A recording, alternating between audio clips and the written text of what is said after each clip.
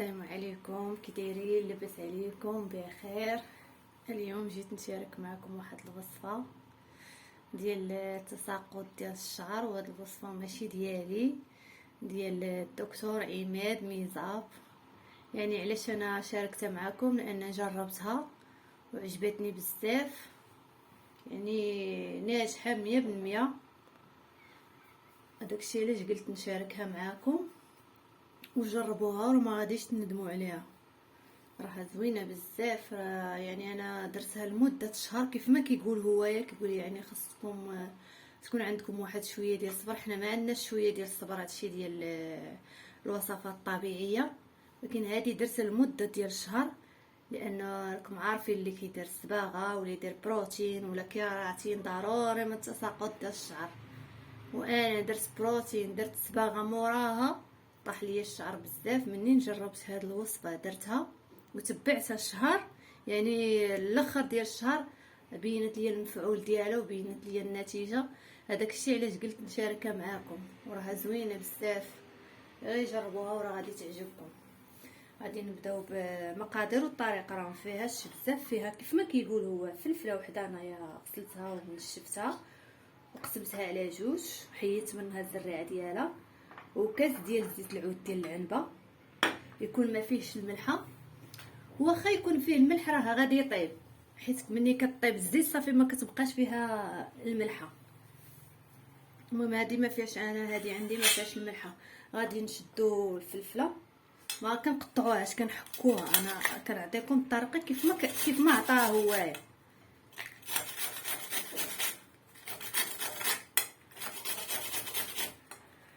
هي ما كتبغيش تحك، غير كتهرس. المهم راه فيها واحد الماده هي اللي كتحسن الجلده ديال الشعر. ولكن الماده انا ما عقلتش عليها مزيان، وانتم راكم عارفين الدكتور راه دكتور عماد.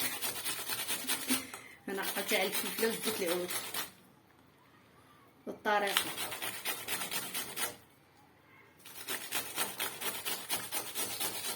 بزاف ديال الوصفات ديالو انا كنجربهم عنده ناجحين 100%. يعني ما نقدرش انا نقول لكم هذه وصفه ديالي ولا شي حاجه، ماشي ديالي هذه. انا قلت نشاركها معكم وجربوها وراه غادي تعجبكم بزاف.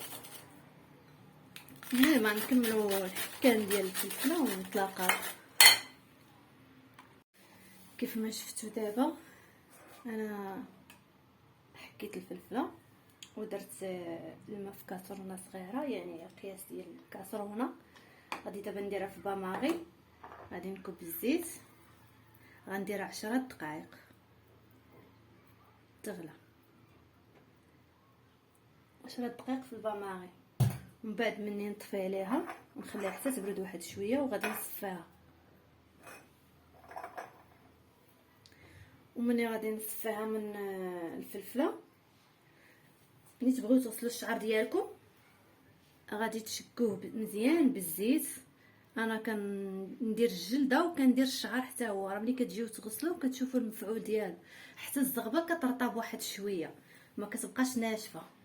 هادشي باش عجبتني هاد الوصفه. والتساقط ديال الشعر ما بقاش يعني عادي كيطيحوا شي زغبات قلالين، ماشي كيف قبل. ملي غديروا هاد الوصفه راه غادي تعجبكم بزاف. هداكشي علاش قلت انا نشاركها معكم.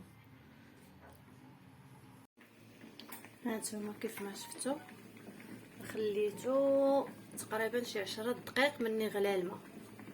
هي الفلفله اصلا كتبان بحال طابت، اصلا ملي طابت راه زوينه هاد الوصفه بزاف. غير جربوها وراه غادي تعجبكم، ولكن ماشي من المره الاولى. هو الدكتور كيعطيها تقريبا شي 2 مرات في الاسبوع، انا كنت كنديرها غير مره في الاسبوع، عطاتني المفعول ديالها. المهم قبل ما تمشيو الحمام، يعني واخا تبغيو تمشيو الحمام ولا في الدار ولا شي حاجه، قبل ما تدوشوا كديروا تقريبا ساعه، ساعه ونص ولا ساعتين كيف ما كيقولوا. انا كندير غير ساعه ولا ساعه ونص هكاك صافي، وكنغسل شعري. وكتغطيوه بكيس بلاستيك، يعني بوني ديال الشعر ولا بلاستيك ديال الكوزينه. صافي وكتخليوه